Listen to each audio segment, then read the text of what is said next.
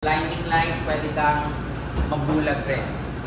Yun yung tinatawag nating fire flash over.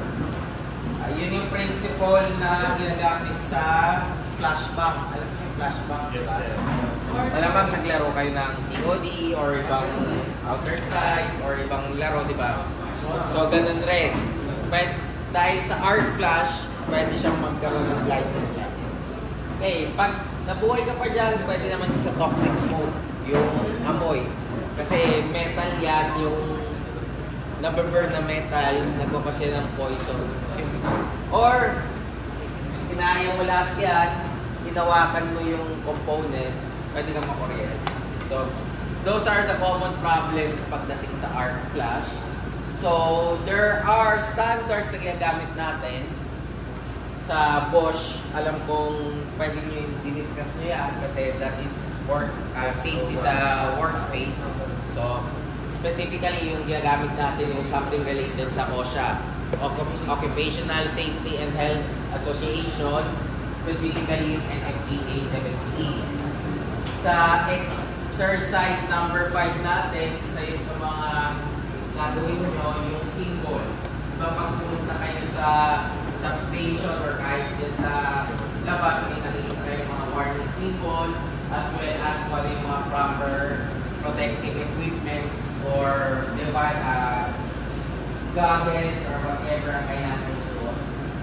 So, dinedesign natin na rin yun. Kasama rin yun. Yung sa arc flash hazard analysis natin. Okay. So, from there, makikita nyo na maraming talagang purpose at short circuit. So, kaya nga, once na meron kang computation ng short circuit analysis, lahat ng kailangan mo nakasunod, magagawa. Tuloy-tuloy. And this is also seen sa PEC or kung saan natin dinerive yung PEC sa National Electric Code. Okay, take note, pag gumagawa kayo ng design, pag ginamit nyo na yung PEC, not necessarily kailangan nyo pang gamitin yung NEC. Kasi yung component, yung mga standards or mga nakalagay sa NEC, karaniwan, yun rin yung nasa PEC natin. So, pwede ng PEC, okay na. Another thing na kailangan natin i-consider is yung coordination ng protecting devices. Ano ibig sabihin nun? Kasi pag ginawa mo yung single line diagram natin, for instance, ito yung aking AP.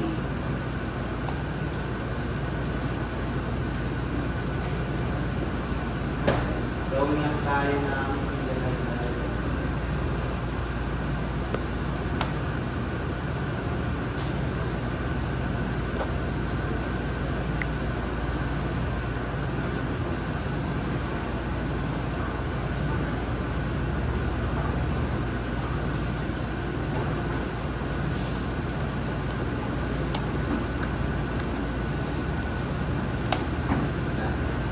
Meron tayong single line diagram. Mapapansin nyo parang three line ang structure niya. Kaya natawag sa kanya three line structure. So, there is a proper way of coordinating yung bawat components natin dyan. Okay, for instance, dito ka nagka-fold. Support na yan. Malapit sa loob. Ang priority in terms of kailangan magbukas would be ito. Bago ito, then the rest na pataas kung sakaling umabot doon.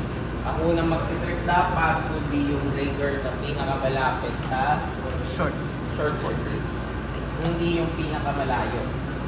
Okay, kailangan yung pinakamalapit. So, another example, sabihin natin, dito ka nagka-fault sa side na to. So, kung dito ka nagka-fault, ito dapat ang mag-trip bago ito. Or let's say, dito ka nagka-short circuit sa side na to. So, if dito ka nag-trip, nag-short circuit, ako na mag-trip ito. Hindi dapat ito. Kasi makikita nyo dito, pag ito yung una nagbukas, ano mangyari? Pati yung kapila, wala ng supply. Kahit sabihin natin, hindi naman sila affected. So, ito dapat. So, yun yung ibig sabihin ng coordination. Yung pinapakita natin dito is what we call coordination ng mga breakers natin. So next question, how to select and install protection devices. So binibase natin sa standards yan, binibase rin natin sa mga approved na equipments. Kasi pwede, si Alpha, pwede siya gumawa sarili niya circuit breaker, pero hindi natin gagamitin ito sa system natin. Kasi hindi yan approved. Kumbaga, ginawa lang niya. Kailangan mo na ipa-approve ni Alpha yon bago natin i-apply sa system natin. So, anong area ng distribution system ang kailangan mo lagyan ng short circuit calculation? So, lahat yan. Lahat na nakikita nyo may mga circuit breakers, yun yung hinahanapan natin na short circuit calculation. So, para mas madaling intindihin, makikita naman natin yun dito, yung mga nasa service entrance, panel board, motor control center, motor starter, transfer switch, load center. So, load center, tapos yung mga nasa panel boards, and so on. So, yun yung mga location kung saan mo nilalagay ang short circuit.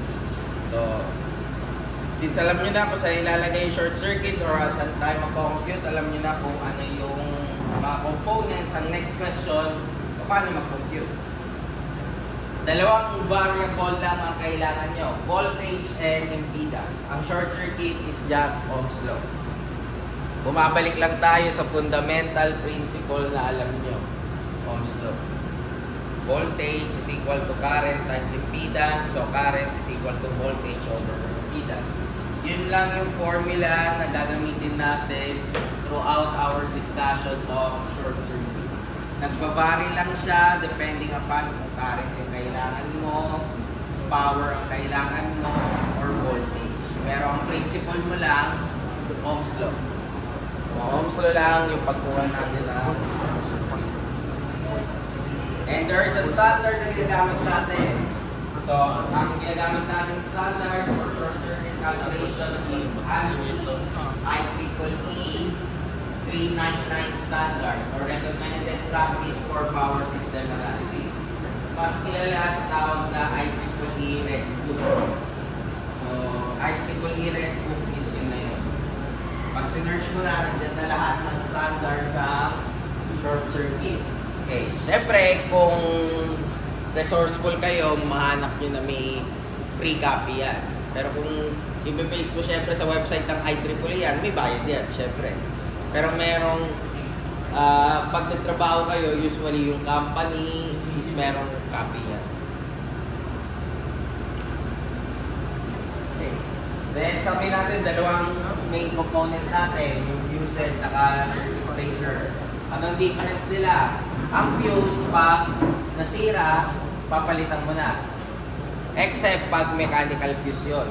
Yung example ng mechanical fuse, yung sa transmission line trainer natin, yung sa may power supply side. Yung example ng mga fuse na papalitan nyo, yung mga nasira nyo na sa De Lorenzo, yung sa voltmeter, or sa multimeter nyo, yun yung mga kailangan nyo ng palitan siya. Okay, then, pag circuit breaker, ang circuit breaker pwedeng maging mechanical or electronic. Ano ang difference nila? Ang mechanical, manually, kailangan mo i-activate ulit.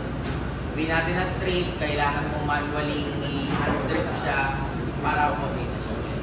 Pag electronic, as long as may connection ka sa relays mo and sa electronic system mo, pwede mo na siyang ma-on kagad. Hindi mo na kailangan. Hindi yan sir, manual po.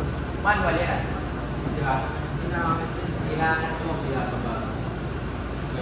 Yung recloser sir. Recloser is depende sa type. Pero yung mga lumang type yun, mechanical recloser yun. So, ibig sabihin, manually mo siya i-untrip. Kaya dati, may kaya nga nagkaroon tayo ng arc flash hazard analysis.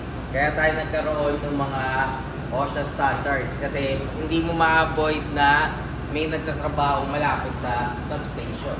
So, pwede dun magtrabaho si Alpha. So, pag nag-trip yun, kailangan manually i-untrip ni Alpha yun. So, may mga ganun na cases.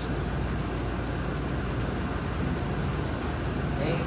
Sa breaker, may dalawa tayong tinignan. Making capacity and breaking capacity. Anong difference nila? Ang making capacity natin, ito yung peak value. Ibig sabihin yung asymmetrical value natin.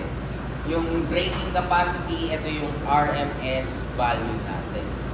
Pag sinabi naman natin prospective current, ito yung current naman na flow dun sa system mo that hindi mo sinasama yung impedance ng breaker.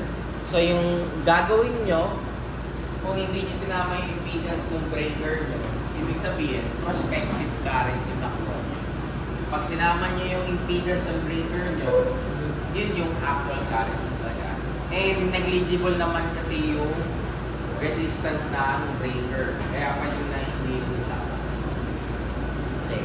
Meron sa fuse naman, meron tayong tinatawag na let-through current. Ano naman yung let-through current? That is the maximum instantaneous current na pwedeng pumasok sa iyong fuse bago siya magkaroon ng melting. Yung melting na yon, yun yung pagtanggal or pagsira ng fusible link natin. Current limitation naman is yung maximum naman na current. Okay? So here, pinapakita dito what would happen if magkakaroon tayo ng short circuit sa fuse. So, there is a certain time period or kung ano man yung period kung kailan na-achieve ng system mo yung current bago masira yung fuse. So, tawag natin doon ay melting time. So, yan yung melting time na yan, dyan magme-melt yung fuse. Pag nawala na, ang kasunod, tinatawag natin arcing time. Ano naman yung arcing time? Yun na yung pag tinignan mo yung fuse, parang may idlat sa loob.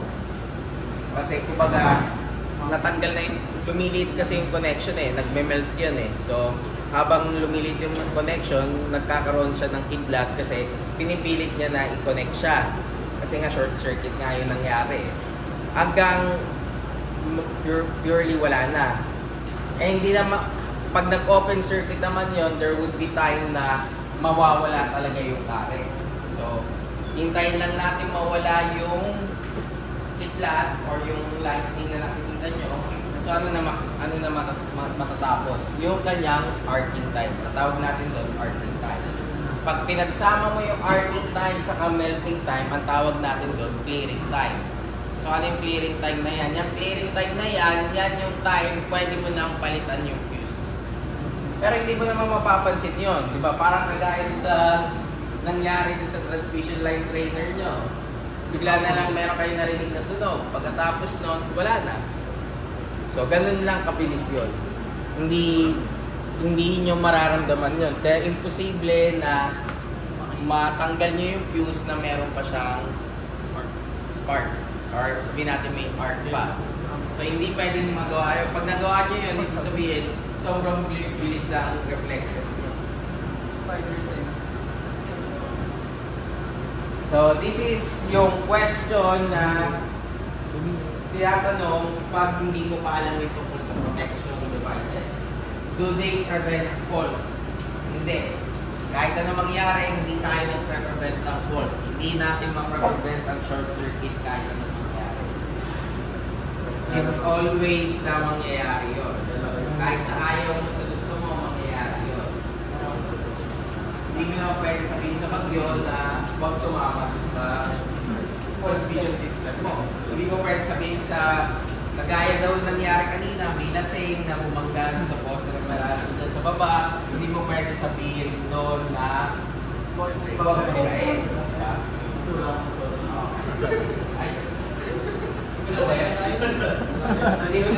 Hindi mo pwede sabihin yun.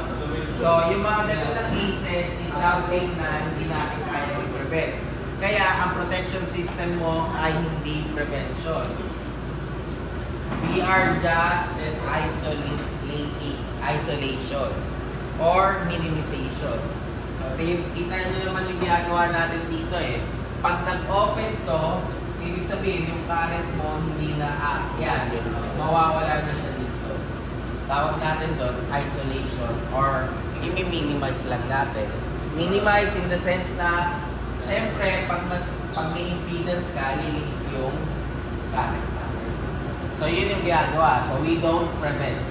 And there is some period, madalas 3 cycles. So ano ba tong cycles na to? Puntahan natin yung inyong sine wave.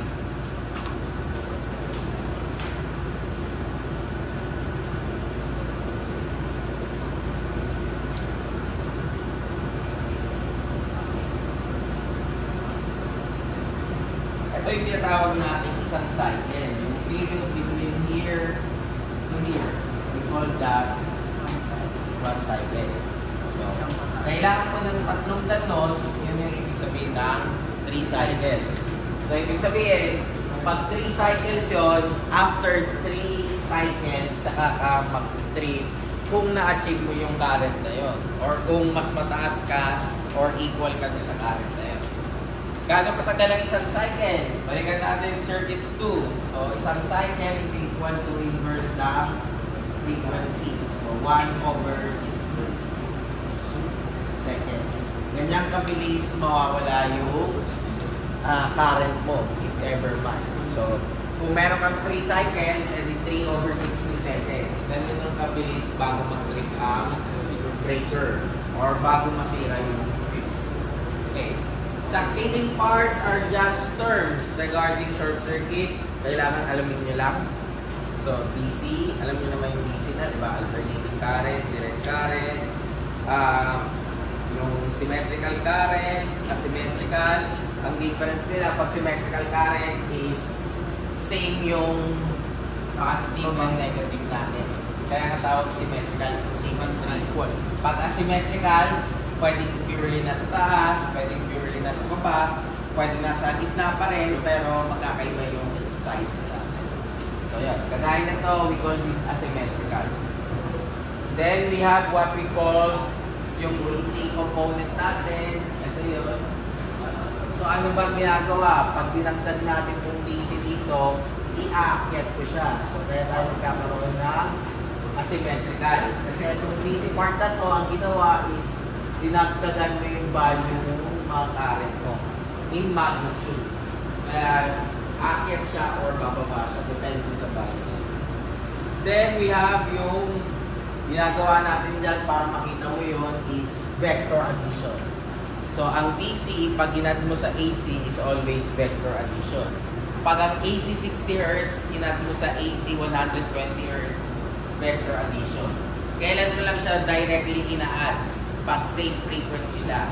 Pag magkaiba ng frequency, automatic vector addition ang application. Okay.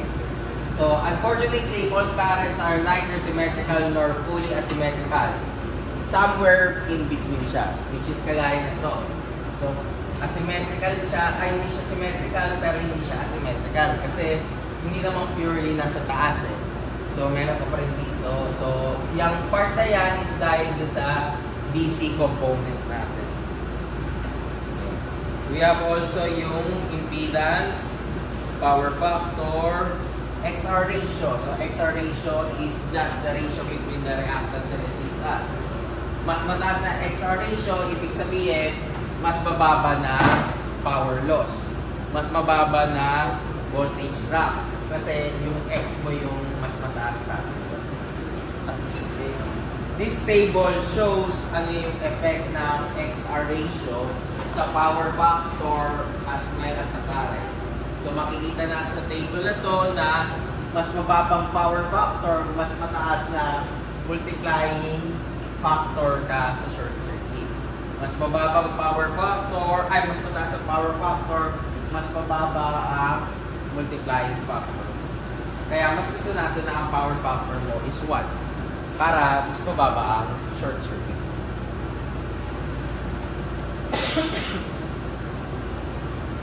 Ano may withstand rating? This is the capacity or energy ng fault para mag-melt yung wire. Diba, bigay natin example, minsan pag hinawakan nyo yung wire na to, napapansin nyo umiinit. Pag umiinit yan, ang ibig sabihin niyan, mataas yung current mo doon. Hindi yun yung normal current sa system. Pag pinatagal pa natin yun, a certain parameter that is time, yun yung magkukos na magme-melt. Yun yung magkukos na masisira yung wire. So example natin, sa number 8 na copper wire, kailangan hindi siya lumagpas ng 7,500 or hindi siya mag-reach ng 7,500 na may duration na 0.1 second.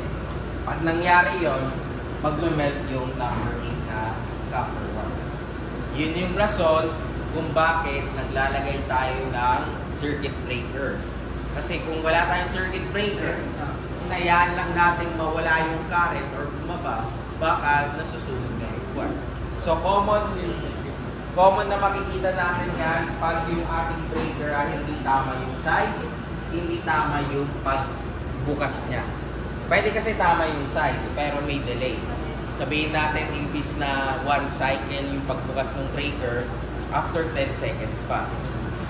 After 10 seconds, more or less, alam yung wala ka ng wire na natira doon. Tawag natin doon improper design niya. Kumbaga, mali lang yung standard ng paglagay natin ng breaker. So, withstand rating ang tawag natin. Interrupting rating naman, ito naman yung rating or value ng short circuit para i-interrupt yung network. So, yun yung difference niya. So, withstand rating, ito naman yung value ng current with respect to time bago mag-melt yung equipment mo or for this instance, yung wire. Interrupting rating, ito yung maximum value ng short circuit mo na kaya ng fuse tab. So we would have examples na. So mag-umpisa tayo sa RL circuit, then magsisynchronous machines tayo, then afterwards, diretso tayo sa balance ratings. Itong blue, itong short circuit calculation, pag binuksan nyo, pinapakita dyan yung other methods na sinasabi. Pero lahat naman yan, Ohm's law. Ano lang ba ang difference niya? Pag impedance method, Ohm's law lang. Specifically, kailangan lahat ng value mo ay impedance, lahat ng value mo ay voltage at impedance para makapag-solve ka. Pag sinabi naman natin composition method, from power factor, kinukuha natin yung value ng impedance. Pwede kasi may given ka na lang ng power factor ng utility, power factor ng load. So, dun mo kukunin yung R and X. Yung conventional method, ito ay yung method wherein kino-consider parang nag-e-estimate ka. Madalas ito yung ginagawa ng iba. Sabihin natin, pag meron akong number 100 na wire or 100 mm squared na wire, na ganito yung current. Pag ginamit ko yung kasunod na size, mag-decrease lang ako ng, or mag-increase lang ako na 25% sa current niya. So yun lang ang ibig sabihin ng conventional. And yung isa, yung standard IEC, ito naman, based sa standard. Pero lahat yan, kahit alin dyan ang gamitin nyo, Ohm's law lang ang ginagawa. Ohm's law pa rin. So, pag binaba na natin, ito na yung mga example ng design niya. So, you could just read this one. Ayan. Kagaya nito dito, ano mangyayari pag ang ginamit natin ay resistance na ganyan, copper, aluminum, or kung ano man type ng conductor. Ganun rin pagdating sa cable, kung ano yung klase ng cable niya. And so on. So you just need to read. This is more on design. Ang principle lang naman lahat yan, Ohm's law. Ang ginagawa lang nito, nagdadagdag lang siya ng additional na component. So for instance, sabihin natin, yung mga may PG system, meron kayong rectifier. Kinukuha nyo yung efficiency ng rectifier. Well, let's say, gusto mo lagyan ng short circuit sa before na rectifier. So, magdadagdag ka, di-divide mo lang siya ng 0.99, which is approximately divided by 1. Kaya minsan, hindi ko na pinapasama yun. Pero kung gusto mong maging as detailed as possible, kailangan mo isama yun. Or let's say, sabihin natin, meron kang cogeneration or UPS or backup system. So, sinasabi lang kung ano yung mga procedures na kino-consider mo. Then, succeeding slides yan, example lang. So, may example ka lang, paano siya kinukuha step by step. So, actually, kahit hindi ko pa tinuturo siya, Kasi mauna talaga yung chapter 3 nyo kahit anong mangyari. Kung binubuksan nyo yung canvas, nandun na siya. Wala nang problema dapat yung design natin. Nandun na lang yung short circuit calculation nyo. So, you just need to explore. Tapos kung hindi nyo naintindihan, saka kayo lumapit. So, wag, kasi minsan hinihintay nyo umabot eh. Kagaya nito, umabot na naman tayo sa final sa short circuit. Dahil maraming walang pasok. Tapos, mukhang magre-request kayo na walang pasok ng 20... Thursday, Friday. 20... Hindi, yung Friday. 26. Mukhang after 12 o'clock ata, nagpapa-excuse kayo para umatin ko sa event. Ay, no. Saya. Saya. Ha? Ha? Okay na. Pwede ba mag-class? So, yun.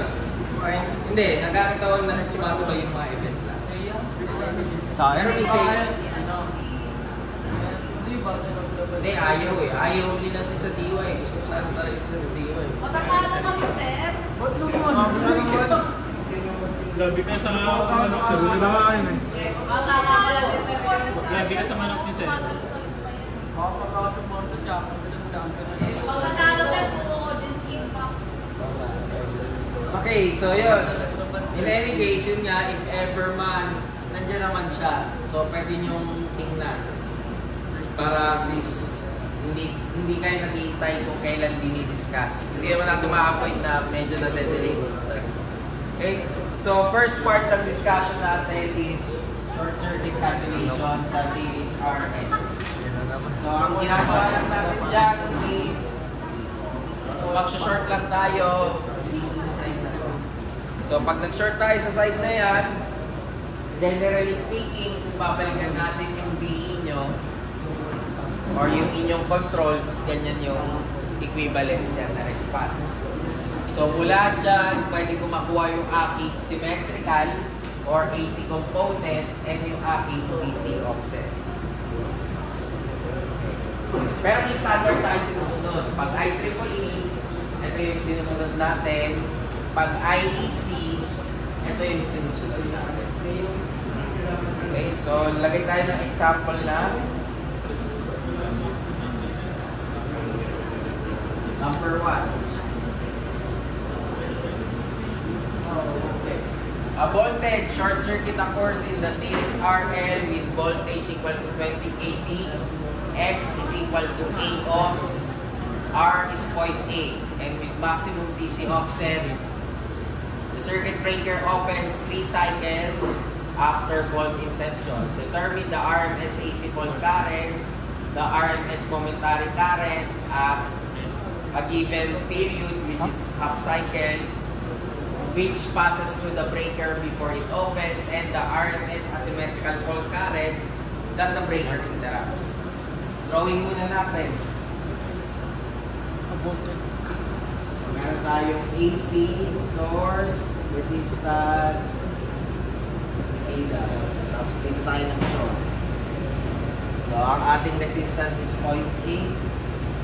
This one is 8. Tapos 20. So, letter A. Ano ba yung letter A natin? RMS AC fault current. So, Ohm's law. RMS is equal to 20 kV divided by square root ng R squared plus X squared.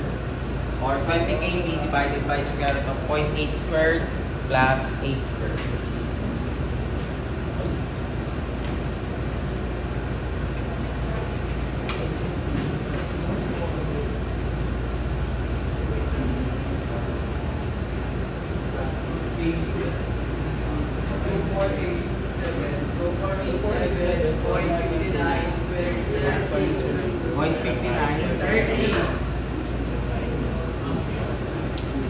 So, ang tawag natin dito is yung ating RMS AC fault current. Okay, letter B. The RMS momentary current at half cycle which passes through the breaker before it opens. So, half cycle. Paano natin gagawin yung upcycle? So, balikan natin. Kailangan natin kunin to. So, at maximum TC offset.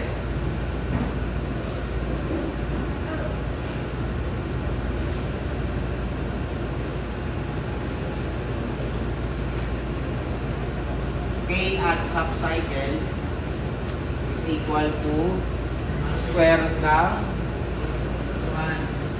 1 plus 2e raised to negative 4 pi times 0.5 over 8 over 0.8.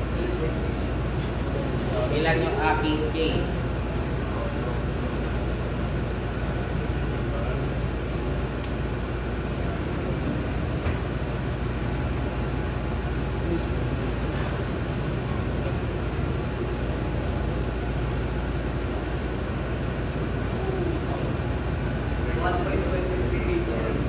One point.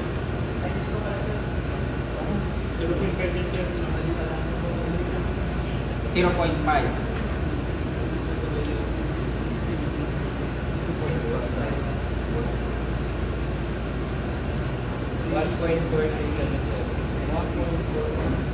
Or 3.77. So pag kinuha natin yung RMS or yung momentary current at half cycle, equal siya sa K at 0.5 times IRMS.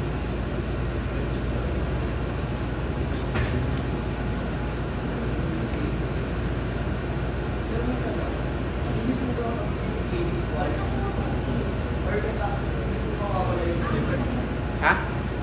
Ano? Hindi. Sinasabi, ang ibig sabihin niyan yung K is yung ito yun yung tau. K tau yun.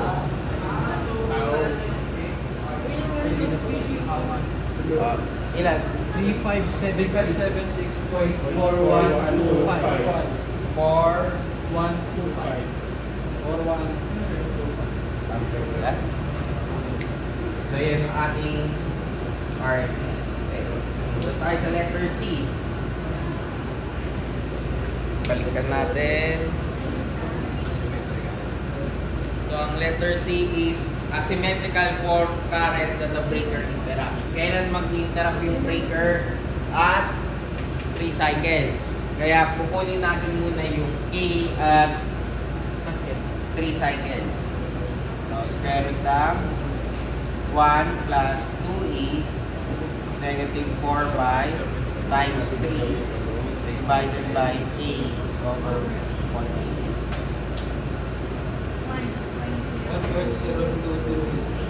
1.0228. So ang ating asymmetrical current at 3 cycle is equal to K at 3 cycle times IRMS.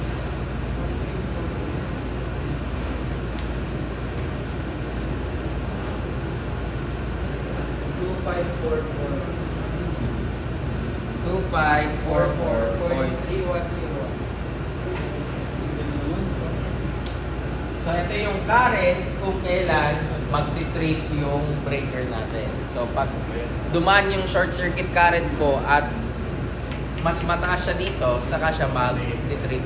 Pag less than, hindi mag-trip yung breaker natin. May question sa number 1? Hindi siya magti-trip pag less than dito. Kailangan equal or greater. Pero kailangan mangyari siya 3 cycles. So sabihin natin, ang value nito nangyari at half cycle, hindi siya magti-trip. Sa 3 cycles pa kasi siya mag-check, magti-trip. So kung sa 3 cycles ang dumaan ay 1,000, hindi siya magti-trip. Pag dumaan sa 3 cycles ay 3,000, magti-trip siya. Yun yung ibig sabihin nung the current which the breaker interrupts. Any value greater than this one. Hindi, parehas yung maximum DC offset. Ito lang ang half cycle. Sinasabi lang sa ito, ay hindi. Yun lang yung dumadaan sa kanyang kuryente during half cycle. Kasi kailangan mong computein yung wire size mo eh. So, kailangan mo tingnan yung withstand rating ng wire size mo. Baka kasi, after 2.5 cycles, nag-melt na yung wire. So, another consideration. May questions pa? Clear ba yung pagkuha natin dito? Okay. Sir, Pa. yung sa letter C, sir, kaya 3 cycles kasi sabi ni sir, Kasi, until the breaker. the breaker interrupts. So, akit ka lang doon sa sentence, the circuit breaker opens 3 cycles. So, yun yung tinitingnan ko kung anong current yun na mag-open siya. So, ito dapat. Pag less than dito, hindi siya mag-open. Dadaan siya doon sa kasunod na. Kaya nga, meron tayong tinatawag na coordination study. Meron kang breaker na nag-open ng 3 cycles, may breaker ka na nag-open ng after 20 cycles. So, syempre, kailangan alamin mo yung current dito at saka dito. Pag let's say dito is lumagpas siya, kailangan mo alamin kung ano yung current para mag-trip siya dito sa kasunod. Yun yung pinapakita natin. Okay? So, paano rin dyan? Sa pagkatapos ng case yung hindi ako nakasunod din siya. Ano naging? Paano mo yun? Ito? Hindi siya, rin nasa taas. Yung sabi mo, yung pinaka. Ito? Yung pinaka-final answer siya. Yung 3576 na sir. Ito? Oh. Paano mo nasunod? Paano mo nasunod? Ito, 0.5. Ito. Multiply. Ah, Kagaya rin dito. Ito. Wala rin sa labas.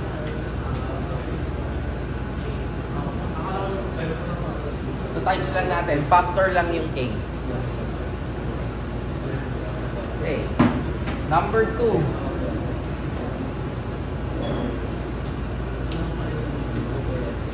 Okay. In an RL circuit, voltage is equal to 220 volts. Inductance is 3 millihenry. Resistance is 0.5. And omega is 2 pi 60 radians per second.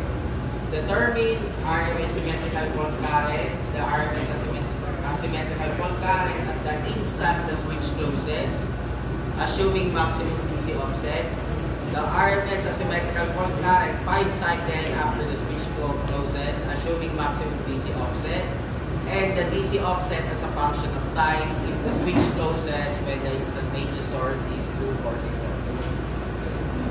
Same diagram pa rin nung kanina. So, drawing lang natin. This would be 220 volts. Yung aking R is 0.5. Yung aking L is 3 meter. Mas na short circuit. So, letter A. Kunin ko ulit yung RMS. Or pwede mo sabihin symmetrical current. Equal saan? 220 divided by 0.5 squared. Yan yung aking R squared. Plus 3 milli times 2 pi times 60 squared. Bakit naging ganyan? Kasi ito ay XL 2 pi FA. Kailangan naka-reactance ka eh. So, ilan yung value natin ito?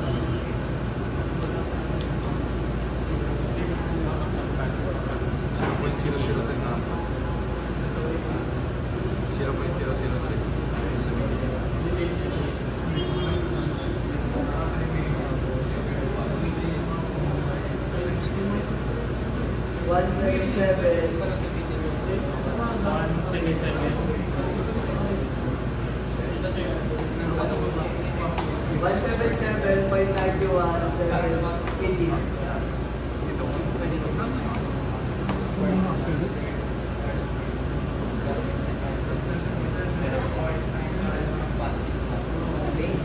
Ang Excel mo mag-isip. Number 5 sa Excel. Ayan. Hindi, sa kapila. Kasi square. Ay, sagot. Square pala yun. 177.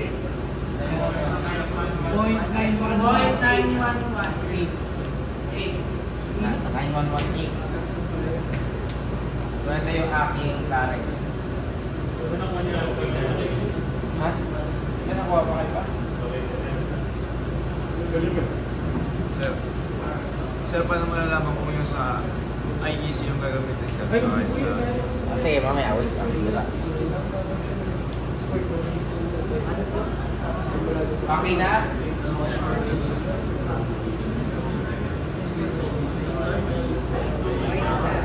Okay na to. Okay, letter B. Okay, letter B. Ang tawag sa B ay RMS. Asymmetrical fault current at the instant the switch closes, assuming maximum DC offset. Okay. Dalawa yung pwede natin gamitin formula pag at the instant. Yung una, ito, ang gamit natin ay IEEE standard.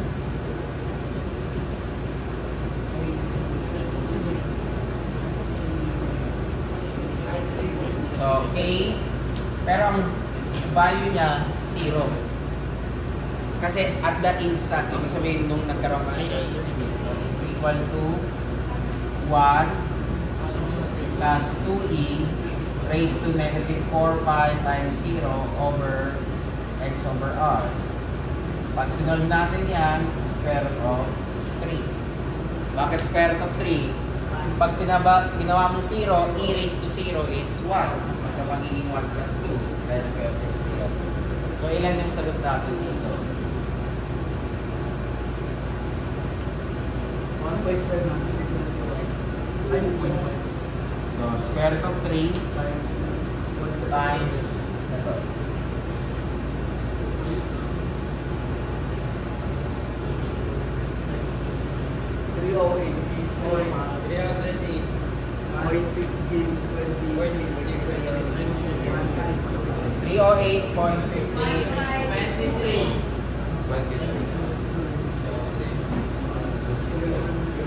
Now, bukod dito, pwede nyo namang gamitin yung isa.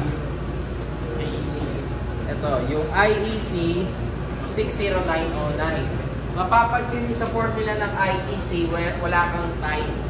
Kaya ito ay ang kino-consider lang natin dito ay at the instant. So, pwede mo lang gamitin yung IEC natin as the instant kung kailan ka nagkaroon ng fault. Hindi mo pwede gamitin itong formula natin na half cycle or any time period. Kasi walang time, walang effective time. So, using IEC 60909. So, K is equal to 1.02 plus 0.98 e raised to negative 3 times R 0.5 over 2 pi times 60 3 meter. So, ilan yung K? Ibang formula ko siyempre. Sir, press lang. 0.5. Ano naman yan? Square root of ano naman yan? Ito rin. Square root of Try ka. 0.003 yung plot namin. 0.003 volts. 1.201. 1.20 280. 1.28 yan. So, ilan yung agi? Asymmetrical.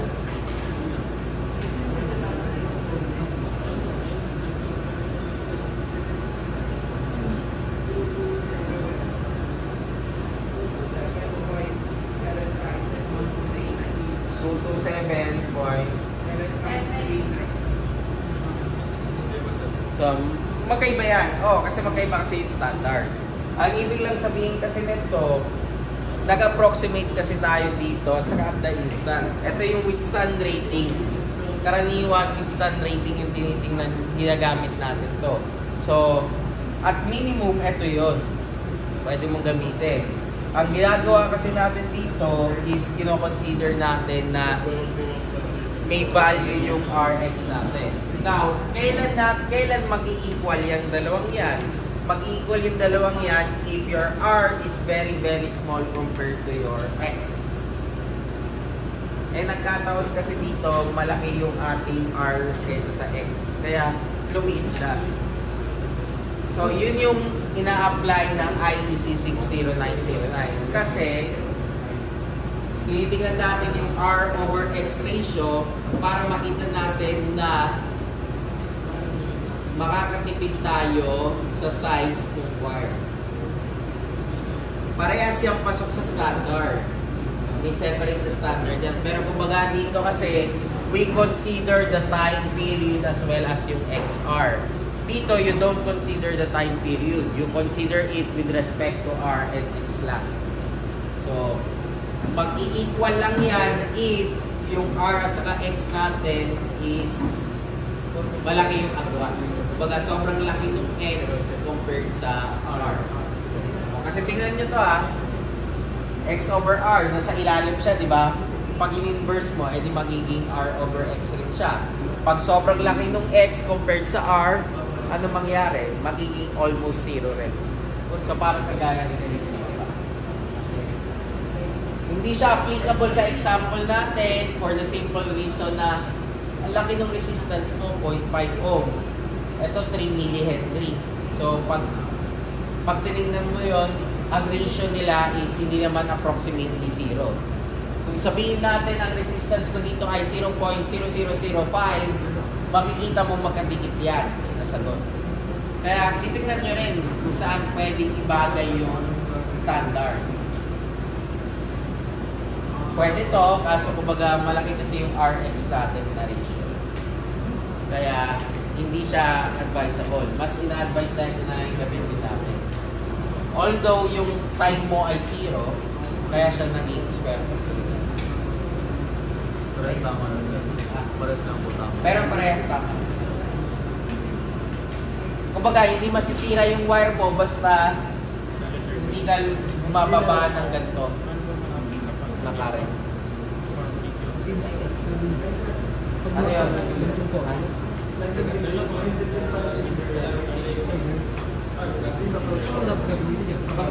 Dagdag ka ng resistance, same approach pa rin. Ang mangyari lang dito, hindi na 0.5 to, dadagdagan mo lang. 1.5 plus yung R. Sir, halimbawa po sa quiz, pag may-quiz tayo sa quiz, kahit saan sa dalawang sir.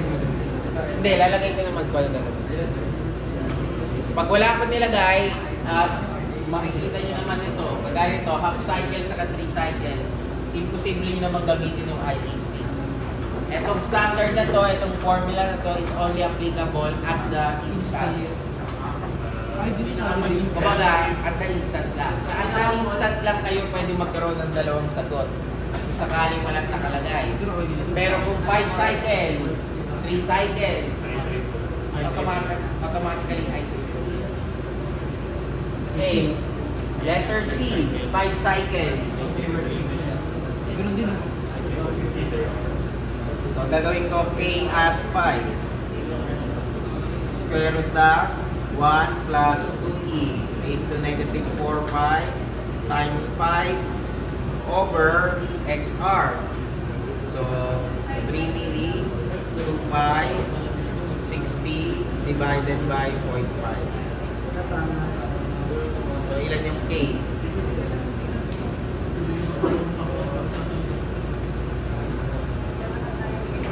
Ano yun sir? 5? 5 cycle.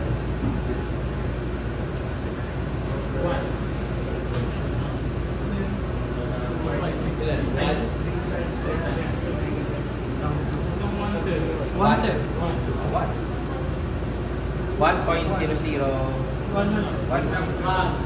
So, aking asymmetrical at 5 cycle is equal to K at 5 times symmetrical. 1 centimeter.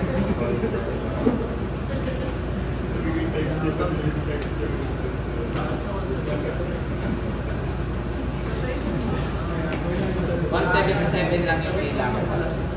Okay, letter D.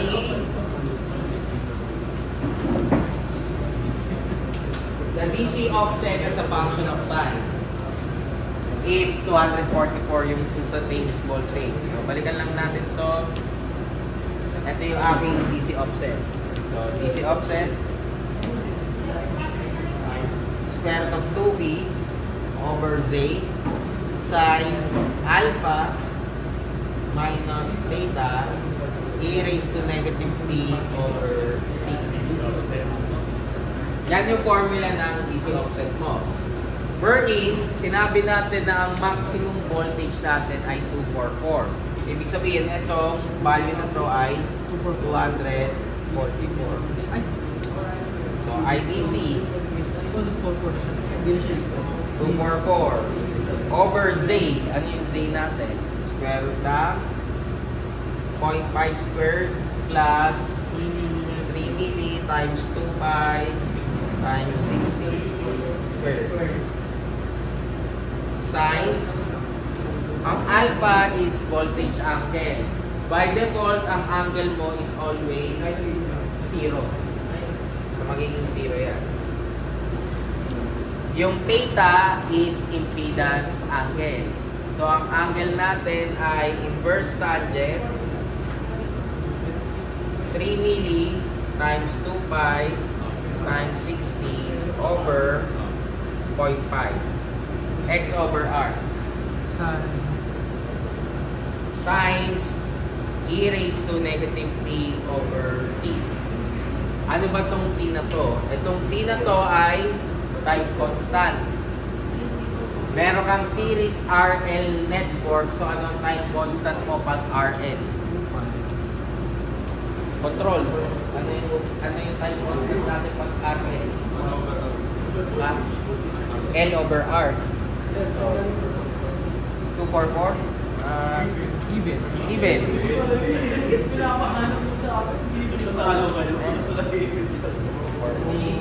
Kung wala doon nakalagay, anong gagawin natin? Magiging square root of 2 times 220. Eh, kaso may nakalagay. Kaya, 244. Okay, so, ano yung L over R natin? 3 milli over 0.5. Sige. Compute this. Ano yan, sir? Negative. Yung T wala, as in variable lang.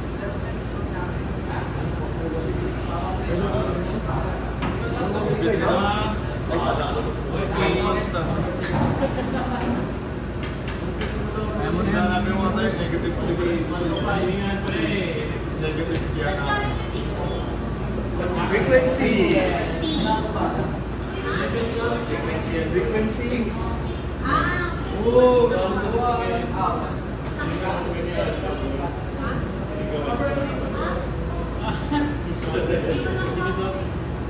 Okay. Letter D nga ako.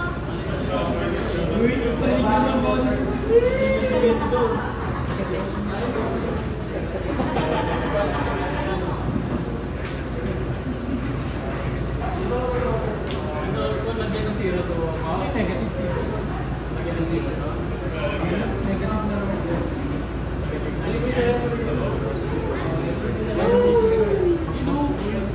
Negative T boy. Ano ba yung negative T boy? Umigaw siya mga Variable daw yan eh. ano? 6.7 yun. Wala na yung negative T over T. Ay, magiging Next din yun.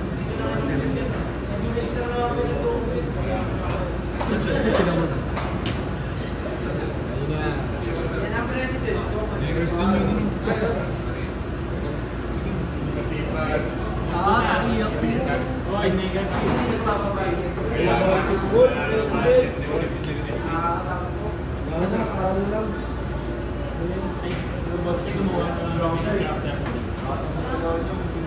Alias next sem na lang daw. Next year. Next year. Next year na. Hindi na ako tatakbo. Negative. Negative 7.019.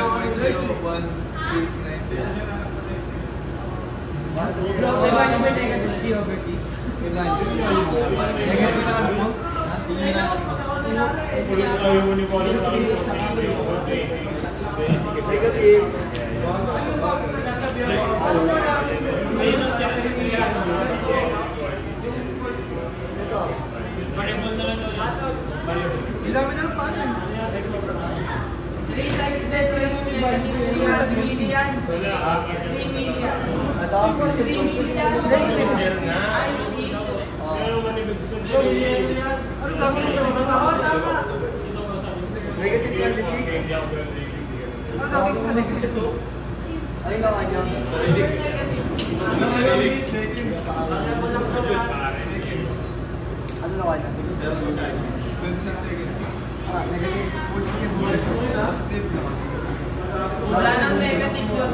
26.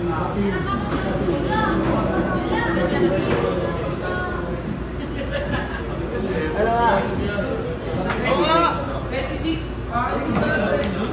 Negative sa'yo, negative. Negative 181. Negative sa'yo. 26 ako. Negative, negative. Negative 26. Hindi, negative 181. Negative 26 seconds ba? Ha? Negative 26. Ano? Function of time.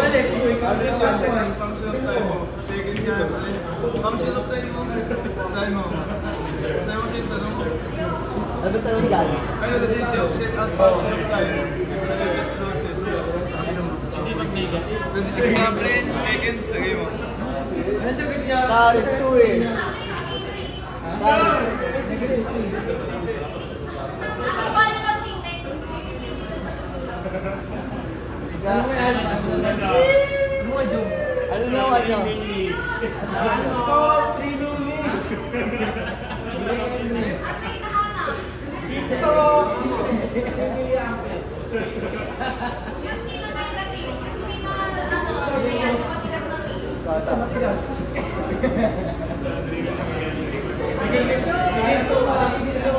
Naging ito sa TNT. Uy, tama na ba siya? Dito? Uy! Sagot niyo?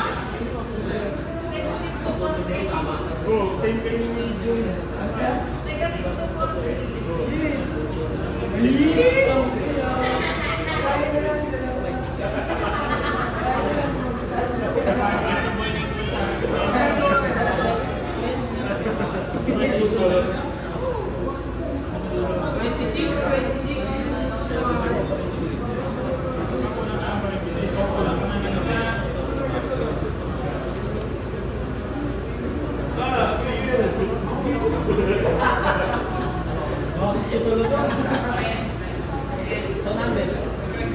Meron.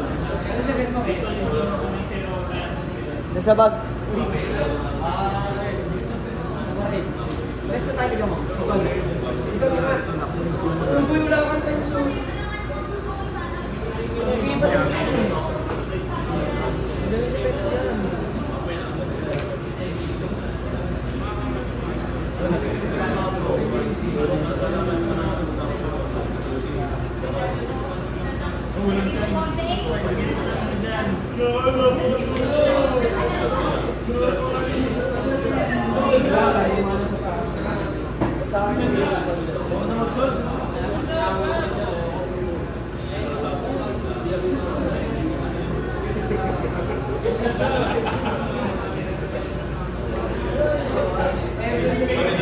Masigat sa'yo, boy. Minsan na lang ako sa video. Ay, kaya parang maligat eh. Oy! No. Lian! Naglaban ito.